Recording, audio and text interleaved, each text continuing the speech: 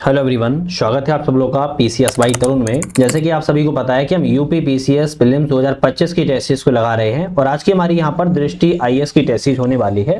देख सकते हो नई टेस्टिस है, 2501 लिखा हुआ है, नया टेस्टिस है। सामान्य अध्ययन 1 मतलब कि जीएस की यहाँ पर जो आपके 150 क्वेश्चन है उसके यहाँ पर आज बात करने वाली है।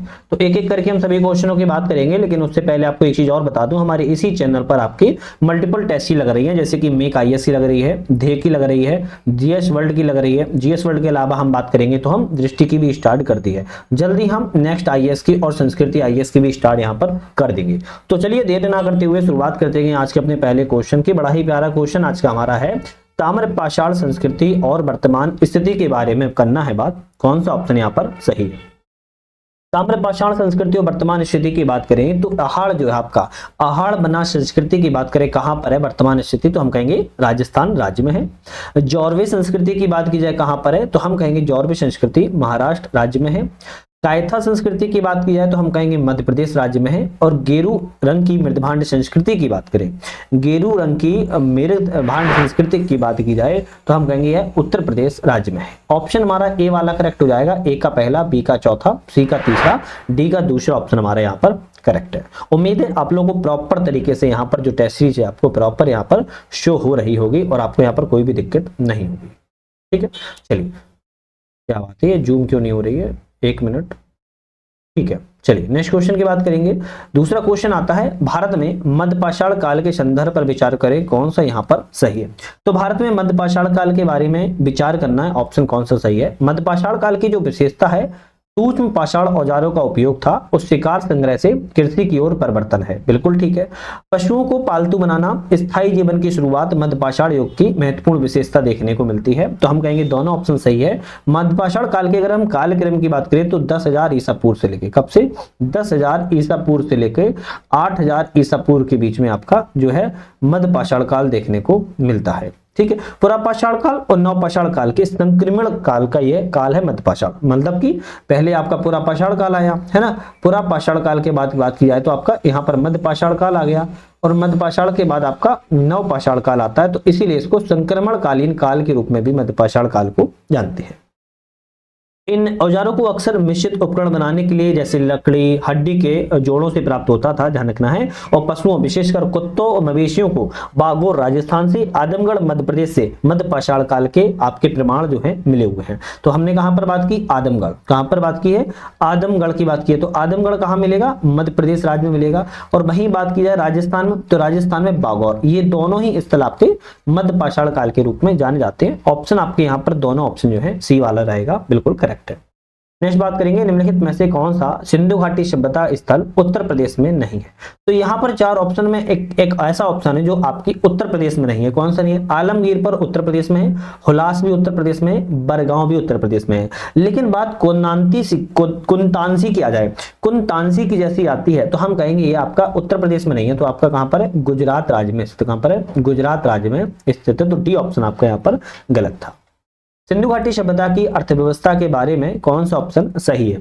तो सिंधु घाटी सभ्यता की ऑप्शन बात कर रहा है कौन सा सही रहेगा, तो हम कहेंगे सिंधु मोहरों की जो उपस्थिति और मेलुहा का उल्लेख करने वाले मेसोपोटामिया के ग्रंथों से दोनों क्षेत्रों के बीच में समुद्री व्यापार का सुझाव जो है मिलता है, बिल्कुल ठीक है।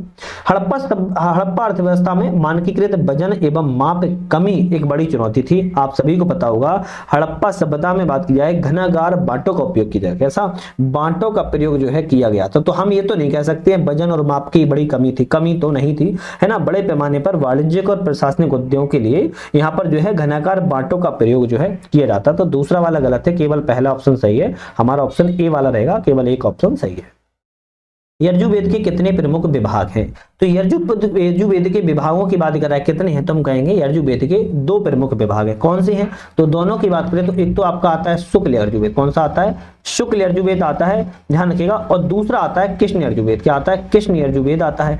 अब जो आपका शुक्ल यजुर्वेद है, शुक्ल यजुर्वेद को ही हम वाज स्नेही भी कहते हैं। क्या कहते हैं? वाज स्नेही के रूप में भी जानते हैं, ये भी आपको ध्यान रखना है। और कृष्ण यजुर्वेद आपका कृष्ण यजुर्वेद ही है। आपके यहाँ पर ए वाला रहेगा, 2 ऑप्शन आपके यजुर्वेद के प्रमुख भाग हैं।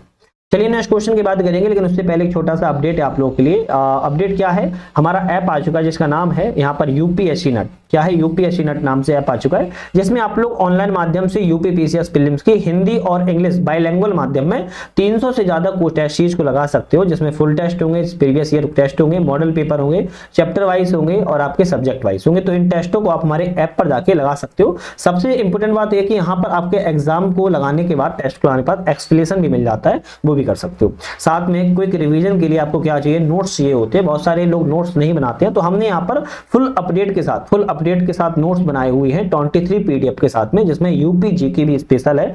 तो यहाँ पर करंट अफेयर्स, यूपी जीके सारे सब्जेक्ट कवर किए गए 23 पीडीएफ के माध्यम से। आप इनको भी ज्वाइन करके आप अपने क्विक रिवीजन का कर सकते हो। फिर से बोल रहा हूँ, यूपीएससी नेट ऐप का डाउनलोड कर लेना है। यहाँ पर आपको मल्टीपल चीजें देखने को मिल जाती हैं, आप सारी चीजों को एक बार जरूर गो थ्रू कर लीजिएगा। क्वेश्चन की बात करेंगे, छठवां क्वेश्चन है, निम्नलिखित कथनों पर विचार करें, इनमें से कौन सा ऑप्शन हमारा सही है। चलिए विचार करेंगे। उत्तर वैदिक काल में बहुविवाह विधवा विवाह प्रचलित थे।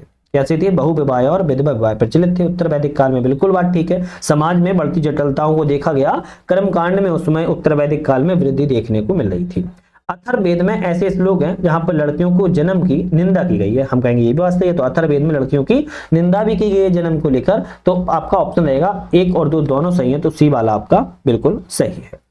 नेक्स्ट बात करेंगे, जैन धर्म के 2 प्रमुख संप्रदायों के बारे में विचार करें, कौन सा ऑप्शन यहाँ पर सही है। तो जैन धर्म के 2 प्रमुख संप्रदाय के बारे में विचार करना है। विचार करें, दिगंबर संप्रदाय का मानना है कपड़ों सहित पूर्ण त्याग के बिना मोक्ष प्राप्त करना असंभव है, तभी तो दिगंबर लोग कैसे रहते हैं, नग्न अवस्था में रहते हैं। और वहीं श्वेतांबर संप्रदाय का कहना है वस्त्र पहनने वाले भिक्षुओं के द्वारा भी मुक्ति प्राप्त की जा सकती है, जब तक कि वे अनासक्ति का अभ्यास करते हैं, मतलब कि अपने तरीके से जो आपका अनासक्ति, अनुशासन, अध्यात्म अनुशासन का अभ्यास करते रहते हैं, सच्ची वैराग्य को प्राप्त करते रहते हैं, वो भी मुक्ति प्राप्त कर सकते हैं। तो ये दोनों ही कथन सही हैं। श्वेतांबर जो लोग हैं वो श्वेत वस्त्र जो है धारण करते थे, तो इसलिए यहाँ पर आपके ऑप्शन जो है दोनों ऑप्शन सही रहेंगे, 1 और 2 दोनों ऑप्शन आपके यहाँ पर सही हैं। आपका जैन धर्म जो है दिगंबर और संप्रदाय 2 धर्मों के रूप में बट गया था, ये आपके आगे चलकर। नेक्स्ट क्वेश्चन आता है, विनय पिटक के संदर्भ पर विचार करें, कौन सा ऑप्शन सही है। विनय पिटक के बारे में विचार करना है, इसमें संघ एवं मठवासी आदेश में शामिल होने वालों के लिए नियम और कानून शामिल थे। तो विनय पिटक में जो संघ में और मठवासी में शामिल होते थे उनके लिए क्या है, नियम और कानून के बारे में चर्चा की गई है, बिल्कुल बात ठीक है। दूसरा कहता है, नियमों के अनुसार एक भिक्षु बिना किसी प्रतिबंध के परिवार के निवास में दिए गए भोजन की किसी भी मात्रा को स्वीकार कर सकता है। नहीं भाई, ये आपका दूसरा वाला गलत हो जाता है। क्यों गलत हो जाता है, आपको ध्यान रखना है। गलत इसलिए हो जाता है क्योंकि यह भोजन को स्वीकार करने की बात कर रहा है, जबकि 2 या 3 से अधिक कटोरे स्वीकार करने के लिए स्वीकृति की आवश्यकता होती है। मतलब कि सीधी बात यह कही जाए कि निवास छोड़ने के बाद भिक्षु अन्य भिक्षुओं के साथ साझा करता है, ना कि यहाँ पर आपके परिवार के साथ। तो हमारा दूसरा वाला गलत हो जाएगा, केवल पहला वाला ऑप्शन यहाँ पर सही रहेगा, ध्यान रखिएगा, ठीक है। क्योंकि भाई मठ में शामिल हो गया, संघ में शामिल हो गया, तो परिवार से उसका वैसे ही विच्छेद हो जाता है। प्राचीन भारतीय समाज में गृहपति किसे कहा जाता है। तो प्राचीन भारतीय समाज में गृहपति की बात करें किसे कहा जाएगा, परिवार संस्था को नियंत्रित करने वाले घर को मुखिया को क्या कहते हैं, गृहपति के रूप में कहते हैं, ध्यान रखिएगा। जिसमें बच्चे, महिलाएं, दास मजदूर सब शामिल होते हैं। मुखिया उन पर तो क्या करता है, नियंत्रण करता है उनको, तो उनको गृहपति के रूप में जाना जाता था। निम्नलिखित में से कौन प्राचीन भारत में अग्रहार का सबसे अच्छा वर्णन है। प्राचीन भारत में अग्रहार का सबसे अच्छा वर्णन की बात कर रहा है, क्या हो जाएगा, तो हम कहेंगे ब्राह्मणों को दिया गया राजस्व मुक्ति भूमि अनुदान। क्या है, ब्राह्मणों को दिया गया जो राजस्व है मुक्त भूमि अनुदान को हम अग्रहार के रूप में जानते थे। एक तरीके से दान कह सकते हो, क्या कह सकते हो, दान होता था, ब्राह्मणों को दिया जाना था, वही अग्रहार के रूप में जाना जाता है।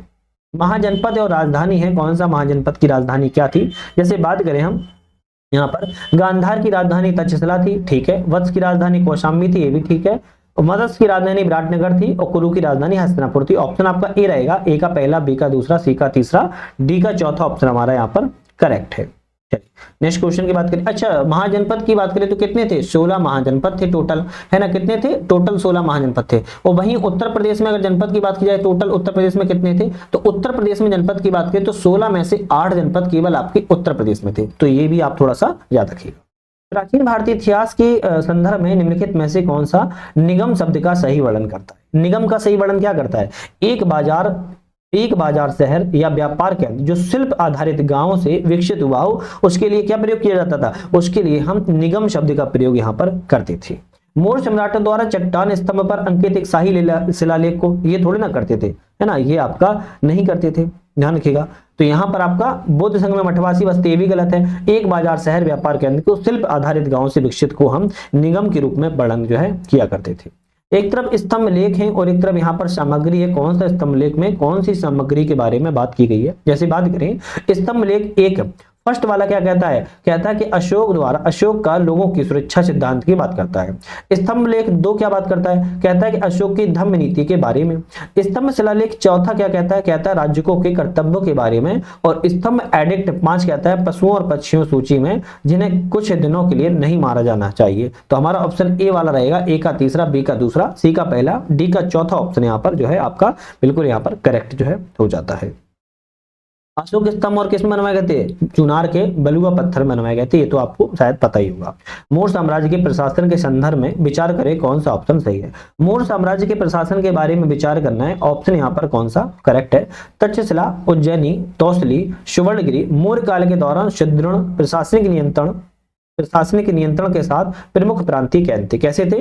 तक्षशिला, उज्जैनी, तौसली, सुवर्णगिरी मौर्य काल के दौरान सुदृढ़ प्रशासनिक नियंत्रण के प्रमुख प्रांतीय केंद्र के रूप में जाने जाते थे। बिल्कुल बात ठीक है। मौर्य साम्राज्य की भौगोलिक सीमा पूरी तरह से सामान्य प्रशासनिक व्यवस्था थी। तो भाई ये तो गलत है कि मौर्य साम्राज्य की जो प्रशासनिक व्यवस्था थी वो आपकी पूरी तरह समान प्रशासनिक व्यवस्था थी। समान प्रशासनिक व्यवस्था कैसे हो सकती है? अलग अलग थी ना, अलग अलग कर प्रणाली थी, अलग अलग, है ना, तो नव क्षेत्र थे, प्रशासनिक प्रणाली भी अलग थी, कर प्रणाली भी अलग, तो एक रूपता देखने को तो नहीं मिलती है। ऑप्शन हमारा केवल पहला वाला ही सही रहेगा, प्रांतीय केंद्र के रूप में तक्षशिला, उज्जैनी, तौसली, सुवर्णगिरी को जाना जाता था। पूरे साम्राज्य में भौगोलिक सीमा पूरी तरह से एक समान प्रशासनिक व्यवस्था थी। प्रशासनिक व्यवस्था एक जगह पूरी समान नहीं थी, अलग अलग थी, आपको ध्यान रखना है। नेक्स्ट आता है कि शक युग, कौन सा है? शक युग, जो कि 78 ईस्वी में शुरू होता है, प्राचीन भारतीय सिक्कों में उपयोग किया जाता है। वर्तमान में क्या है? वर्तमान में भारतीय गणराज्य का आधिकारिक कैलेंडर के रूप में आपके शक युग को, मतलब कि 78 ईस्वी को या 78 शक संवत को जाना जाता है। क्या इसको? शक संवत को जाना जाता है, ध्यान रखिएगा, 78 ईस्वी को, और यह कुषाण संबंध से संबंधित है। चलिए नेक्स्ट क्वेश्चन देखते हैं। चंद्रगुप्त मौर्य के शासनकाल के दौरान भारत में आने वाला वह चीनी बौद्ध तीर्थ यात्री कौन था जिसने बौद्ध पांडुलिपियों को एकत्रित किया था? तो भाई किसके द्वारा किया गया था? बड़ा ही प्यारा क्वेश्चन है। वह लगभग 399 से लेके, कब? लगभग 399 से लेके 414 ईस्वी के बीच में आया था। और किसके बारे में बात की जा रही है? तो हम कहेंगे फाहियान के बारे में बात की जा रही है। किसके? फाहियान के बारे में बात की जा रही है। चंद्रगुप्त द्वितीय के शासनकाल में भारत को यह आने वाला आपका चीनी तीर्थ यात्री के रूप में जाना जाता है। प्राचीन भारत में गुप्त वंश बड़ी संख्या में सोने के सिक्के जारी करने के लिए प्रसिद्ध है, जिन्हें कहा जाता है, जिन्हें क्या कहा जाता है? जिसे दीनार कहा जाता है। अब देखो ये छोटे छोटे क्वेश्चन में एक्सप्लेन करना थोड़ा सा मुश्किल हो जाता है, और दूसरी बात क्या रहती है कि फिर टाइम भी वेस्ट होता है। तो छोटे छोटे क्वेश्चनों को हम वैसे ही अपना काम कर लेते हैं। गुप्त वंश में बड़ी मात्रा में सोने के सिक्के जारी करने के लिए दीनार शब्द का जो प्रयोग है वो किया जाता था। आपका सी ऑप्शन करेक्ट है। चलिए नेक्स्ट क्वेश्चन तब बढ़ते हैं। नेक्स्ट क्वेश्चन आता है, हर्षवर्धन के दक्षिणी विस्तार को नर्मदा नदी के किनारे पर हराकर रोकने का श्रेय किस शासक को देता है? तो हर्षवर्धन के दक्षिणी विस्तार को नर्मदा नदी के किनारे हराकर और रोकने का जो श्रेय है वो आपके पुलक सेकंड द्वितीय को जाता है। किसको? पुलक सेकंड द्वितीय को जाता है। तो अब यहाँ आता है एक प्रकार भूमि का प्रकार है और क्षेत्र है। कौन सा भूमि का प्रकार कहां से संबंधित है? जैसे बात करें हम तो कुरंजी कहां से संबंधित है? तो कुरंजी की हम बात करेंगे, कुरंजी आपका पहाड़ी क्षेत्र से संबंधित है। मूल्य कहां से? मूल्य देहाती वन क्षेत्र संबंधित है। मरुदम की बात किया तो कृषि भूमि, और नैथल की बात करें तो तटीय क्षेत्र से संबंधित है। तो भूमि का प्रकार है और तटीय क्षेत्र, आपका डी ऑप्शन यहाँ पर जो है करेक्ट है। चलिए बात करते हैं, एक तरफ शासक है और एक तरफ शासनकाल की अवधि है। कौन सा शासक के शासनकाल की अवधि से संबंधित है? जैसे आदित्य वर्मन की बात की जाए तो 871 से 906 संबंधित है। राजराज प्रथम की बात करें 985 से 1014 संबंधित है। राजेंद्र प्रथम की बात करें तो 1014 से 1044, और कुलोत्तुंग प्रथम की बात करें तो 1070 से 1122 संबंधित है। ऑप्शन हमारा यहाँ पर आपका डी ए वाला ऑप्शन जो है करेक्ट है। निम्नलिखित कथनों पर विचार कीजिए, इनमें से कौन सा ऑप्शन आपका सही है? तो कथनों पर विचार करें, ऑप्शन कौन सा सही है? पांडव शासक किसी भी युद्ध में चेरों को पराजित करने में कभी सफल नहीं हो सके। तो गलत लिखा है, पांडव शासक क्या कह रहा है? पांडव शासक कभी सफल नहीं हो सके। तो अर्की केसरी मारवर्मन एक पांडव शासक था। कौन था? यहाँ पर अगर नाम लिखूं, अर्की केसरी मारवर्मन कौन था? पांडव शासक था। पांडव जो शासक था, इसने पांडव राजा ने चीरों पर कई विजयों की थी और यहाँ पर चीरों को बंदी बनाकर यहाँ पर लाया भी था। तो ये तो नहीं कह सकते हो कि कभी सफल नहीं हुए, तो पहला वाला गलत। इस पांडव वंश के अंतिम शासक मारवारवन राजसिंह तृतीय चोल राजा प्रातंग प्रथम के द्वारा पराजित किए भी गए थे। हाँ बिल्कुल बात ठीक है, तो बी ऑप्शन रहेगा, केवल दूसरा वाला सही है, पहला वाला गलत है। क्यों गलत है मैंने आपको बता दिया है। नेक्स्ट बात करते हैं, महावीर एवं अन्य तीर्थंकरों के जीवन का वर्णन करने वाला कल्पसूत्र किसके द्वारा लिखा गया है? तो महावीर एवं जैन तीर्थंकरों का वर्णन करता है कल्पसूत्र। ये किसने लिखा है? तो ये भद्रवायु के द्वारा लिखा है। किसने? भद्रवायु के द्वारा लिखा गया है, ध्यान रखिएगा। कल्पसूत्र जो है जैन धर्म विशेष रूप से श्वेतांबर संप्रदाय का महत्वपूर्ण ग्रंथों के रूप में इसको जाना जाता है और भद्रवायु में यह लिखा गया है। ठीक है, चलिए नेक्स्ट क्वेश्चन की बात करेंगे। गुप्त काल में गैर कृषि भूमि के लिए कौन से शब्द का प्रयोग किया जाता था? तो गुप्त काल में खिल शब्द का जो प्रयोग था वो गैर कृषि भूमि के लिए किया जाता था, लेकिन कुछ शब्द और भी थे, जैसे उर्वरा। क्या था? उर्वरा। उर्वरा सुधा उपजाऊ भूमि के लिए जाना जाता था। किसके लिए? उपजाऊ भूमि के लिए। वहीं बात करें ऊसर, क्या था? ऊसर। ऊसर जो था सूखा के लिए जाना जाता था। वहीं बात करें मारू, मारू की बात की तो मारू भी सूखा के लिए जाना जाता था। अप्रहत की बात करें, यहाँ पर एक शब्द आता है अप्रहत। अप्रहत किसे कहते थे? बिना जुताई को कहते थे। बिना जुताई को हम अप्रहत के रूप में जानते थे, ध्यान रखिएगा। और शार्दुल्ला क्या कहते हैं? शार्दुल्ला शब्द का प्रयोग बात किया तो घास वाले क्षेत्र को हम, घास क्षेत्र को हम शार्दुल्ला कहते थे। और कच्चा का नाम आ जाए कच्चा। कच्चा जो है आपका दलदली क्षेत्र को जाना जाता था। और कुछ ऐसे भी नाम थे, सरकार थे, है ना, सरकटी थे। तो ये अलग अलग नाम भी थे, लेकिन ये ऊपर के 4 से 5 आप याद जरूर कर लीजिएगा। नेक्स्ट आता है कि 326 ईसा पूर्व में लड़ी गई हेड स्पेस की लड़ाई किस भारतीय शासक और सिकंदर महान के बीच में की गई थी? तो वैसे तो बहुत छोटा क्वेश्चन है, आप कहेंगे पोरस के बीच में की गई थी। सिकंदर और पोरस के बीच में हेड्रोस्पीच की लड़ाई की गई थी। हेड्रोस्पीच की लड़ाई जो है आपकी प्रॉपर आज के समय में झेलम की नदी पर की गई थी, जिसमें सिकंदर की विजय हुई थी। लेकिन हालांकि बहुत प्रभावित हुआ पोरस से और उसने अपने पोरस को मित्र बना लिया था। हर्षवर्धन से संबंधित कथनों पर विचार करें, इनमें से कौन सा ऑप्शन सही है? हर्षवर्धन से संबंधित है कथनों पर विचार करना ऑप्शन। हर्ष ने असहिष्णु धार्मिक नीति अपनाई, विभिन्न धर्मों के प्रति सम्मान भी दिखाया था। बिल्कुल बात ठीक है, हर्ष ने यहाँ पर सहिष्णु धार्मिक नीति को अपनाया था, सम्मान भी दिखाया था। शुरू में वह शैव मतानुयायी था, लेकिन बाद में वह महान बौद्ध धर्म का संरक्षक बन गया था। तो ये भी सही है, तो हम कहेंगे ए और दोनों सही है, तो सी वाला ऑप्शन हमारा यहाँ पर करेक्ट हो जाएगा।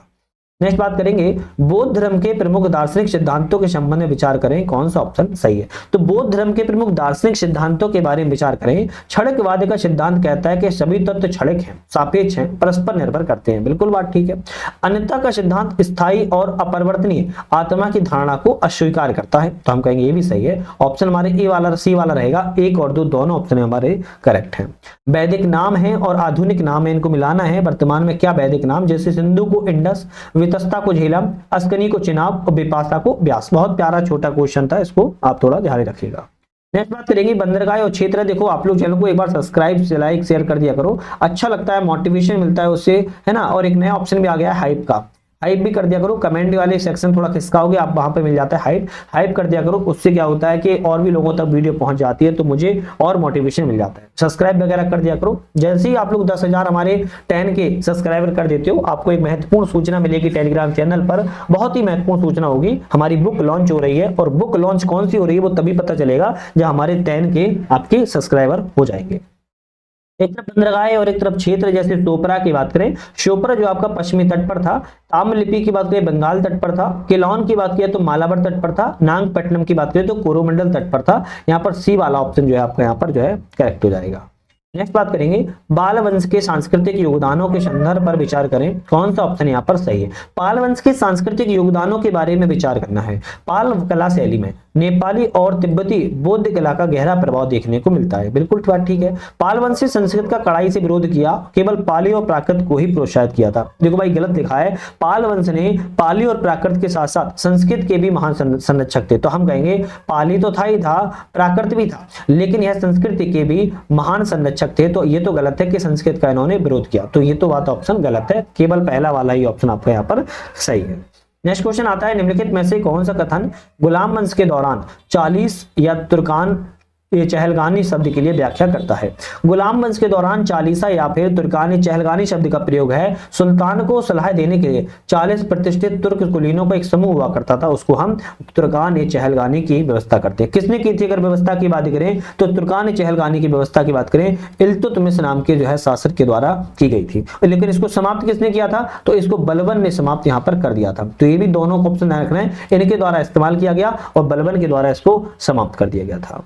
नेक्स्ट बात करेंगे त्रिपक्षीय संघर्ष के संदर्भ में कथनों पर विचार करें, कौन सा ऑप्शन सही है। त्रिपक्षीय संघर्ष के बारे में कहता है मुख्यतः रणनीतिक नगर कन्नौज पर अधिकार के लिए संघर्ष था। मतलब कि जो कन्नौज था आपका, कन्नौज पर अधिकार के लिए त्रिपक्षीय आपका युद्ध हुआ था। बिल्कुल ठीक है। इस त्रिपक्षीय युद्ध में संघर्ष में प्रतिहार राष्ट्रकूट और पालों के मध्य में हुआ था। तो हम कहेंगे यहाँ पर जो पाल थे उनके मध्य में, दक्षिण में आपके राष्ट्रकूट थे उनके मध्य में, और आपके उत्तर में प्रतिहार थे उन्हों के मध्य में। मतलब कि त्रिपक्षीय युद्ध में आपके 3 शासक ये जो हुए हैं, आप कन्नौज को आपको जीतने के लिए त्रिपक्षीय संघर्ष में लड़ते रहे। ऑप्शन आएगा सी वाला, 1 2 3 आपके ऑप्शन, 1 2 दोनों ऑप्शन आपके यहाँ पर सही हैं, और तीनों के तीनों राज्य ये बर्बाद हो गए थे युद्ध में। निम्नलिखित शासकों में से किसी मध्यकालीन काल के दौरान उत्तर भारत में तुर्की विजय को स्थायित्व प्रदान करने वाला वास्तविक सशक्तिकरणकर्ता माना जाता है? तो तुर्की विजय को स्थायित्व प्रदान करने वाला वास्तविक कौन माना जाता है? तो हम कहेंगे इल्तुतमिश। बेशक यहाँ पर बात करना है कुतुबुद्दीन ऐबक ने स्थापना की थी, लेकिन स्थापना जो है लाहौर में इन्होंने स्थापना की थी और केवल 4 से 5 साल स्थापना में कर पाए ये शासन, उसके बाद मर गए। लेकिन इल्तुतमिश ने न सिर्फ दिल्ली को राजधानी बनाया, बल्कि उत्तर भारत में भी इन्होंने अपने शासन को फैलाया हुआ था। कुछ मंगोलों के आक्रमणों को कुचला था, दिल्ली को राजधानी बनाया था। तो ये इनके आपके स्थायित्व प्रदान करने के लिए इल्तुतमिश को याद किया जाता है। युद्ध के क्षेत्र में भारतीय सेनाओं की तुलना में तुर्क सेनाएं अधिक प्रभावशाली थी, क्यों?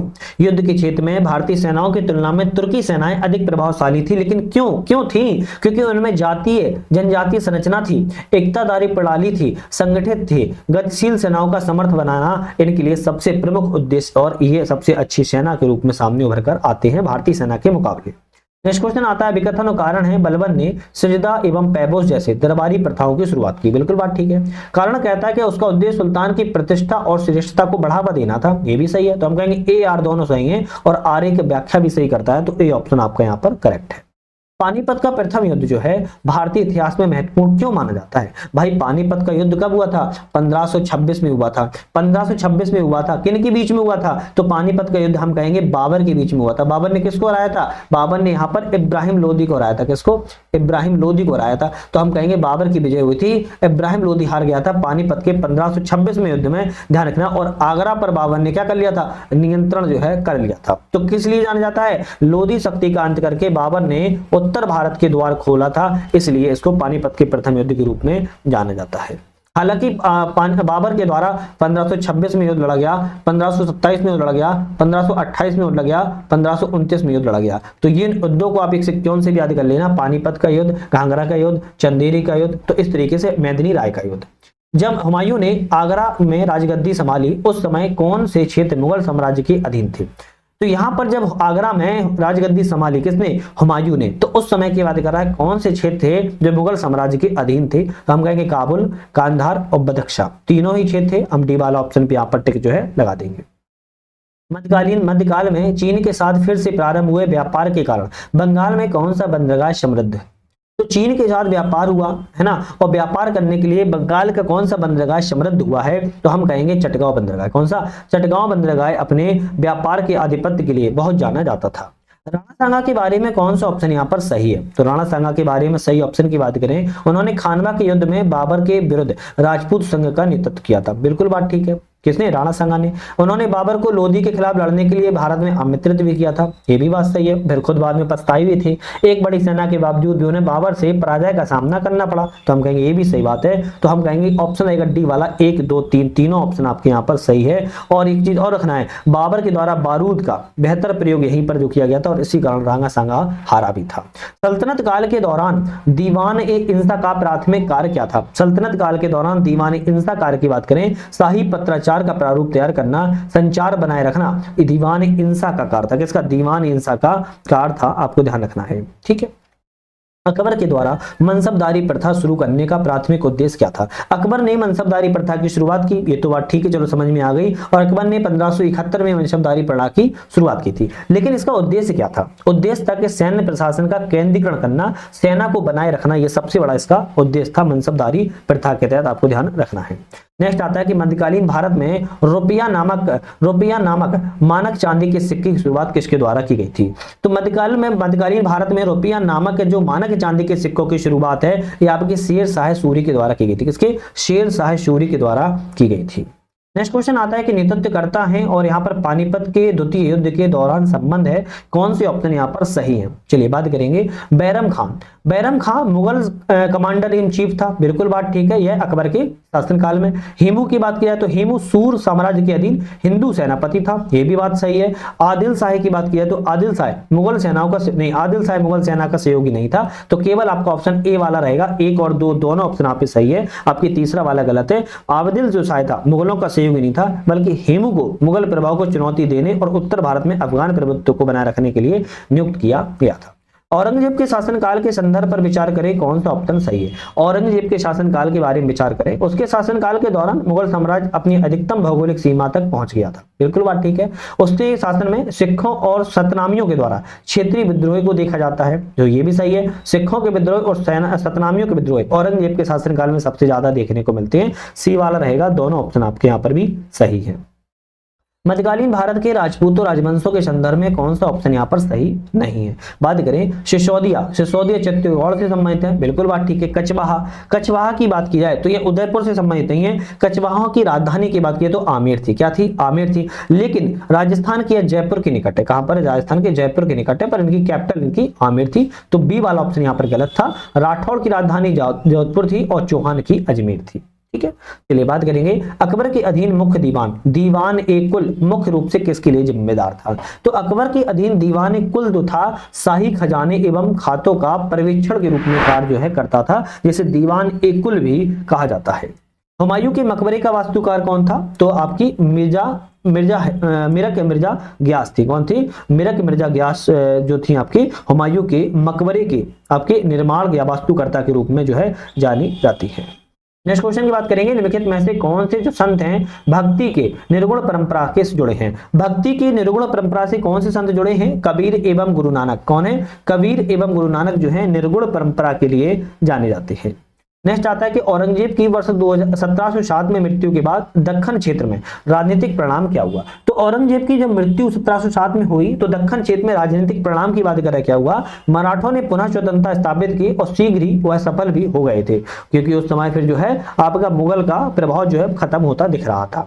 हुमायूं के शासनकाल के दौरान कौन सा चित्रकार मुगल दरबार में शामिल था? तो हुमायूं के शासनकाल के दौरान ऐसा कौन सा चित्रकार था जो मुगल दरबार में आपका शामिल था? तो हम कहेंगे यहाँ पर एक तो मीर सैयद अली थे, दूसरा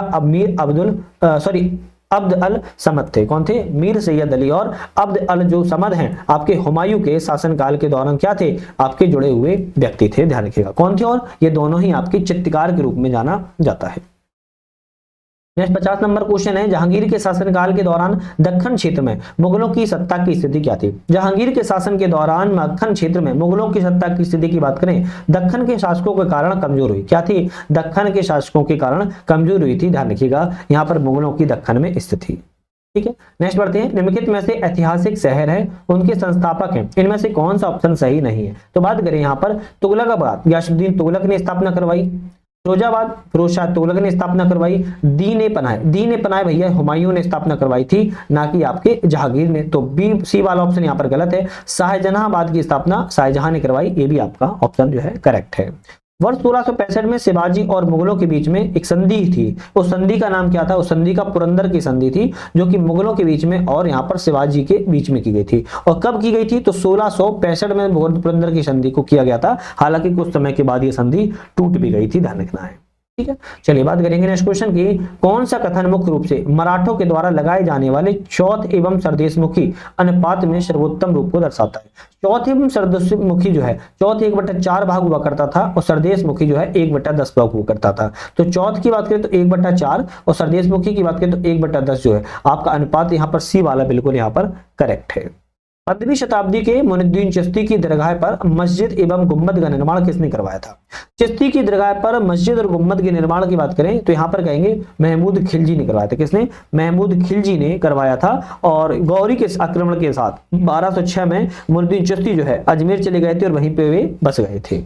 नेक्स्ट क्वेश्चन आता है कि जैनुल आबिदीन ने कश्मीर के सिकंदर शाही की नीतियों को उलटने के लिए क्या कार्रवाई की थी? तो जैनुल आबिदीन ने कश्मीर में सिकंदर शाही की नीतियों को उलटने के लिए क्या किया था? निर्वासित हिंदुओं को वापस बुलाया था और राज्य पदों की पेशकश भी की थी, मतलब कि राज्य में इनको पद दिया जाए हिंदुओं को। यह सबसे बड़ा जैनुल आबिदीन के रूप में इसको बहुत इन्होंने प्रमुखता के रूप में जाना जाता है और जजिया कर भी इन्होंने समाप्त किया था।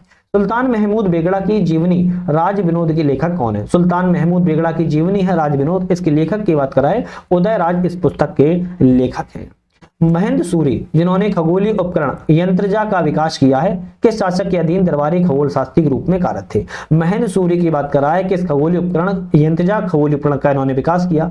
कौन से आपके शासक के अधीन दरबारी खगोल शास्त्री थे? तो हम कहेंगे फिरोज शाह तुगलक के अधीन थे, दरबार में रहते थे और उन्हीं के अधीन इन्होंने किया था। निम्नलिखित में से कौन सा कथन जो है अलाउद्दीन खिलजी के शासनकाल के दौरान मंगोल आक्रमणों के परिणाम स्वरूप को सर्वाधिक सटीक के रूप में दर्शाता है? तो अलाउद्दीन खिलजी के शासनकाल के दौरान मंगोल आक्रमणों के परिणाम को सर्वाधिक सटीक रूप में क्या दर्शाता है? मंगोलों की निर्णायक हार हुई, उन्होंने भारी क्षति उठानी पड़ी थी, इसलिए सबसे अच्छा है अलाउद्दीन खिलजी के काल में देखने को मिलता है। महमूद गवाह के नेतृत्व में, कौन है महमूद गवाह के नेतृत्व में किस क्षेत्र पर विजय प्राप्त की गई थी? तो महमूद गवाह के नेतृत्व में बात करें तो विजयनगर क्षेत्र के कराची पर और यहाँ पर आपके पश्चिमी गोवा के तट पर जो है विजय प्राप्त की गई थी। कोंकण मालाबार पर नहीं गई थी। केवल ऑप्शन पहला और दूसरा वाला यहाँ पर सही ऑप्शन है। बात करेंगे निम्नलिखित यात्रियों में से किसने विजयनगर साम्राज्य के अंतर्गत नयनकारा प्रणाली का विस्तृत वर्णन किया था? तो विजयनगर साम्राज्य के अंतर्गत नयनकारा प्रणाली का जो वर्णन है किसके द्वारा किया गया? डोमिंगो पेस के द्वारा। किसके? डोमिंगो पेस के द्वारा यहाँ पर जो है किया गया था। ठीक है, और यह पुर्तगाल का यात्री था डोमिंगो आपका पेस जो था। मध्य पाषाणकालीन गुफा चित्रकला के संबंध में विचार करें, कौन सा ऑप्शन सही है? मध्य पाषाणकालीन गुफा चित्रकला के बारे में विचार करना है। ऑप्शन जो है मध्य पाषाणकालीन गुफा चित्रकला मुख्यतः लाल रंग का प्रयोग यहाँ पर किया जाता था। बिल्कुल ठीक है। उत्तर पाषाण काल की तुलना में मध्य पाषाण काल में चित्रकला का आकार जो था बड़ा हो गया था। क्या बड़ा हो गया था? चित्रकला का आकार जो था उत्तर पाषाण काल युग की तुलना में छोटा देखने को मिलता है। कैसा? बड़ा देखने को नहीं मिलता बल्कि छोटा देखने को मिलता है। तो हमारा ऑप्शन जो है दूसरा वाला गलत, केवल पहला वाला ऑप्शन यहाँ पर सही है। भीमबेटका रॉक सेटर्स के संबंध पर विचार करें, कौन सा ऑप्शन सही है? भीमबेटका रॉक सेटर्स के बारे में विचार करेंगे तो भीमबेटका की अधिकांश चित्राएं मध्य पाषाण काल की युग की हैं। बिल्कुल ठीक है। भीमबेटका विंध्याचल पर्वत में भोपाल के दक्षिण में स्थित है। 2003 में यूनेस्को की विश्व धरोहर स्थल के रूप में इसको नामित भी किया गया है। दोनों ऑप्शन सही है तो हमारा रहेगा ए वाला, 1, 2 दोनों ऑप्शन यहाँ पर करेक्ट है। अजंता की गुफा संख्या 9 और 10 में भित्ति चित्र किस युग से संबंधित है? तो भित्ति चित्र आपके सुंग युग से संबंधित है। ध्यान रखिएगा, 4वीं शताब्दी के हैं, सुंग युग से संबंधित हैं। आपको याद है, बहुत अच्छे से रखना है। गुफा संख्या 9 और 10 की बात की जा रही है। निम्नलिखित में से मुगल सम्राट हैं और चित्रकला में योगदान यहाँ पर है, कौन सा ऑप्शन यहाँ पर सही नहीं है? गलत ऑप्शन कौन सा है? बाबर की बात करें, बाबर जो है मुगल वंश वृक्ष चित्रण के लिए बहजाद को संरक्षण दिया था। बिल्कुल सही है। हुमायूं की बात की है, फारसी प्रभाव की शुरुआत की और सचित्र एल्बम को इन्होंने प्रोत्साहन दिया था। ये भी बात ठीक है, इन्होंने कहीं ना कहीं तो दिया था। वैसे एल्बम की शुरुआत प्रॉपर तरीके से जहांगीर के काल में देखने को मिलती है। शाहजहां की बात करें तो अमूल चित्रकला इस्लामी शुल्क को प्रोत्साहित किया, यूरोपीय भवन को सख्ती से समाप्त किया। नहीं भाई, ये तो गलत है, क्योंकि इन्होंने भाई साहब यूरोपीय प्रभाव वाले शांत चित्रों को तो और ज्यादा प्रोत्साहित किया था। तो सी वाला तो ऑप्शन यहाँ पर शाहजहां के बारे में गलत लिखा है, बल्कि उन्होंने प्रोत्साहित जो है किया हुआ था। सॉरी, जहांगीर की बात करें, प्राकृतिक विषयों के साथ चित्रकला का चरमोत्कर्ष आपके जहांगीर के काल में देखने को मिलता है। तो ऑप्शन ए, बी, डी सही था। आपका सी वाला ऑप्शन यहाँ पर गलत था। वास्तुकला और विवरण है, कौन सा वास्तुकला विवरण का कौन से संबंध है? जैसे बात करें यहाँ पर हम, जैसे बात की जाए यहाँ पर कलश जो है शिखर के ऊपर चौड़े मुंह वाला सजावटी घड़ा को कलश कहते हैं। छत्र की बात किया है, स्तूप के शीर्ष पर छत्राकार संरचना को कहते हैं। चैत्र की बात किया है तो एकत्र होकर पूजा करने का स्थान को चैत्र कहते हैं। अंड की बात किया है तो अर्धवृत्ताकार गुंबद को हम अंड कहते हैं। तो ऑप्शन यहाँ पर हमारा ए रहेगा, बाकी मैंने ऊपर मिला दिए तो आपने वहीं पर थोड़ा सा याद कर लिए होंगे। मोढेरा का सूर्य मंदिर किसके द्वारा बनवाया गया था? मोढेरा का सूर्य मंदिर की बात किया तो राजा भीमदेव प्रथम के द्वारा बनवाया गया था। मोढेरा का सूर्य मंदिर कहां पर है? तो हम कहेंगे गुजरात राज्य में स्थित है। कहां पर है? गुजरात राज्य में स्थित है। 11वीं शताब्दी में इसका जो है निर्माण किया गया था, ये भी ध्यान रखना है। और सोलंक वंश के राजा भीमदेव प्रथम के द्वारा 1026 ईस्वी में इसको जो है बनवाया गया था। और यहीं पर मंदिरों के पास में ही शूर कुंड यहाँ पर बना हुआ है, ध्यान रखना है। चलिए नेक्स्ट बात करेंगे, तंजावुर के बृहदेश्वर मंदिर के संदर्भ पर कौन सा कथन सही है? तंजावुर के बृहदेश्वर मंदिर के बारे में कह रहा है इसे राजराज चोल के द्वारा बनवाया गया था। यह अपने ऊंचे विमान और एकाश्म शिखर के लिए आपका तंजावुर का बृहदेश्वर मंदिर जो है बहुत ज्यादा इंपॉर्टेंट है। निम्नलिखित कथनों पर विचार करें, कौन सा ऑप्शन यहाँ पर सही है? बात करेंगे अशोक स्तंभ एक्मेनियन दोनों स्तंभ एकाश्म संरचनाएं हैं, विभिन्न अलंकरणों से सुसज्जित है।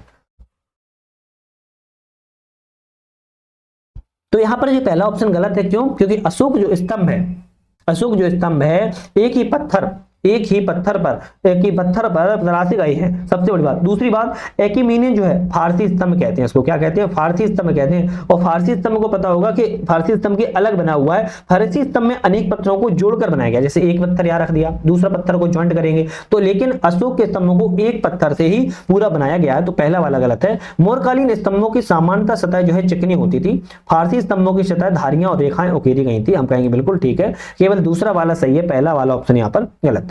सिंधु घाटी सभ्यता के संदर्भ पर विचार करें, कौन सा ऑप्शन यहाँ पर सही है? तो सिंधु घाटी सभ्यता के बारे में, सिंधु घाटी ने मानव आकृतियों का टेराकोटा मृत्तिका मूर्तियां जो है कांस्य पत्थर की मूर्तियों की तुलना में अधिक यथार्थवादी और परिष्कृत है। क्या ये सही लिखा है? सीधी सी बात है, पढ़ के समझ जाओ गलत है। यद्यपि सिंधु घाटी सभ्यता में टेराकोटा का व्यापक प्रयोग हुआ है ना, गलत लिखा है, परंतु इससे बनी हुई मोहरों का कोई प्रमाण नहीं मिलता, जबकि मोहरों का प्रमाण सबसे ज्यादा मिलता है। तो आपका ये भी गलत है, तो ना तो पहला सही है, नहीं आपका ऑप्शन यहाँ पर दूसरा वाला करेक्ट है। डांसिंग गर्ल की प्रसिद्ध क्या है? डांसिंग गर्ल की प्रसिद्ध तांबे की मूर्ति किस सिंधु घाटी सभ्यता में खोजी गई है? मोहनजोदड़ो से खोजी गई। कहां पर? डांसिंग गर्ल की नृत्य करती हुई आपकी जो मूर्ति है मोहनजोदड़ो से खोजी गई है। आपको ध्यान रखना है, लॉस्ट वैक्स कास्टिंग तकनीक से इसको बनाया गया था। किस शहर में राष्ट्रीय हिंदी विज्ञान 2024 का सम्मेलन की मेजबानी की गई है? किस शहर में राष्ट्रीय हिंदी विज्ञान सम्मेलन 24 की मेजबानी की गई? तो हम कहेंगे भोपाल में की गई थी। निम्नलिखित कथनों पर विचार करें, इनमें से कौन सा ऑप्शन यहाँ पर आपका सही है? जैसे विचार करें अगर हम कौन सा ऑप्शन सही है, तो नागालैंड जो है आपदा प्रबंधन बीमा योजना लागू करने वाला भारत का पहला राज्य। बिल्कुल बात ठीक है। नागालैंड की राज्य सरकार ने बीमा योजना लागू करने के लिए SBI जनरल इंश्योरेंस के साथ में यहाँ पर समझौता किया हुआ है, तो हम कहेंगे हाँ, दोनों ऑप्शन यहाँ पर जो है बिल्कुल करेक्ट है। पहला बिमस्टेक बिजनेस समिट 2024 का आयोजन जो है किस शहर में किया गया? तो पहला बिमस्टेक बिजनेस समिट का जो आयोजन है आपका कहां पर किया गया था? तो नई दिल्ली में भारत में किया गया था। चलिए नेक्स्ट क्वेश्चन की बात करेंगे, पेरिस ओलंपिक 2024 में भारत के प्रदर्शन संबंध में कथनों पर विचार करें, कौन सा ऑप्शन यहाँ पर सही है? पेरिस ओलंपिक 2024 के भारत के संदर्भ में विचार करना है। मनु भाकर को एक ही ओलंपिक खेलों में 2 पदक जीतने वाले स्वतंत्र भारत की पहली एथलीट बनी हुई है। बिल्कुल करेक्ट है। भारत ने पेरिस ओलंपिक 2024 की निशानेबाजी में 4 पदक जीते हैं, जो किसी भी ओलंपिक खेल में सर्वोच्च संख्या को बताते हैं। तो भाई साहब ये तो गलत लिखा है, क्योंकि भारत के द्वारा जो है हम कहेंगे भारत के द्वारा जो है एथलीटों में कितने पदक जीते गए हैं? 69 पदक को जीता गया है, ध्यान रखिएगा। ठीक है, तो भारत यहाँ पर पहले सर्वोच्च स्थान नहीं है, बल्कि भारत जो है चौथे स्थान पर है, आपको ये भी याद रखना है। तो यहाँ पर हम कहेंगे पहला वाला ऑप्शन सही है, दूसरा वाला ऑप्शन जो है गलत है। नेक्स्ट क्वेश्चन बात करेंगे, किस देश के संवैधानिक न्यायालय ने नैतिक उल्लंघन के लिए अपने प्रधानमंत्री को बर्खास्त कर दिया? नैतिक उल्लंघन के लिए अपने प्रधानमंत्री को बर्खास्त किया है, बहुत इंपॉर्टेंट है। थाईलैंड की प्रधानमंत्री थी और भारत में अभी बहुत ही चर्चा में बनी हुई थी, ध्यान रखिएगा। तो आपको ध्यान रखना है, नैतिक कदाचार के आरोपों में प्रधानमंत्री पर आरोप लगाया गया और इनका नाम क्या है? स्नेहा थाविसिन को पद से बर्खास्त जो है कर दिया गया और थाईलैंड की यह प्रधानमंत्री थी। तो 76 क्वेश्चन थे, हम नेक्स्ट वीडियो में बात करेंगे, ध्यान रखिएगा। 76 से नेक्स्ट क्वेश्चन पे बात करेंगे नेक्स्ट वीडियो में। पार्ट 1 में हमने यहाँ पर कितने क्वेश्चनों की बात की है? 75 क्वेश्चनों की बात की है। टोटल हमारे टेस्ट सीरीज में 150 क्वेश्चन है, 2-2 खंडों में बनाएंगे, क्योंकि ऑलरेडी हमारे इस चैनल पर डेली 4 टेस्ट लग रही हैं अलग अलग कोचों की। चारों को आप अगर देख लेते हो तो आपके एग्जाम में महत्वपूर्ण भूमिका निभाएगी। हालांकि एग्जाम के समय 20 से 25 दिन पहले हम करीब फुल टेस्ट लगाना स्टार्ट कर देंगे, तो वो आपके लिए वैसे ही फायदेमंद यहाँ पर हो जाते हैं। तो वीडियो पे बने रहने के लिए आप सभी का आज के लिए बहुत बहुत धन्यवाद।